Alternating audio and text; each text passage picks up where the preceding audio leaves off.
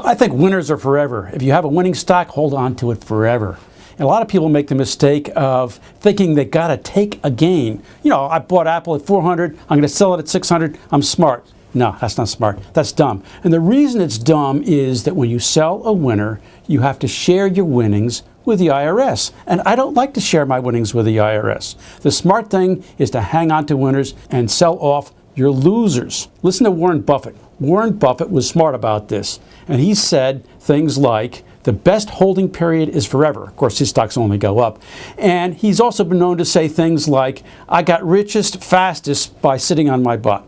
And the reason is he doesn't like to share his gains with a tax collector either. This is what it means to sell something that's going up. I'm going to assume that you're making 8% a year on your growth stock, on your Berkshire Hathaway, your Apple, whatever it is. May you be so lucky. So you start out with $10,000, and that's growing at 8% a year. Now, how fast does something double at a rate of 8%? It takes 9 years to double. So what happens if you hang on for a really long time, like the amount of time you should have been holding Berkshire Hathaway or Apple? 36 years. Let's just suppose you hang on for a really long time, 36 years. Your 8% a year gain, which means it went from 10,000 to 10,800 the first year and kept going 8%, is going to double once, twice, 3 times, 4 times. And that gives you $160,000. That's Mr. Smart. You hang on to your stuff forever. Now, Mr. Dumb, he's got the same 10,000 he's starting with. He's making the same 8%, but he's got a little problem. He likes to sell his winners.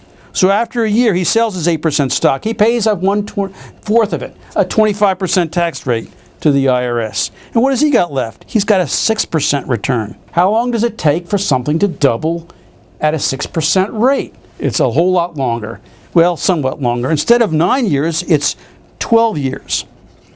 So how many doubles does he get over a 36-year holding period? You buy it when you're 30, you sell it when you retire at 66. He gets only 3 doubles. His $10,000 turns into $80,000.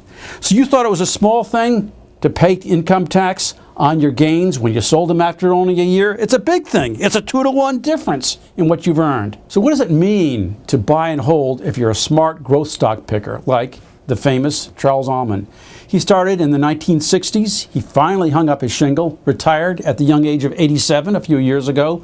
And if you looked at his list of stocks, it had some extraordinary performers on there. Why? Because he'd been doing it for so long. Why else? Because he hung on to his winners. As an example, one of his winners was ADP. ADP is up 41,800%. 41,000% for this stock. He held it for 40 years. Delhaize is another one. It started out in Almond's stock report as Food Lion Stores. It turned into a big winner.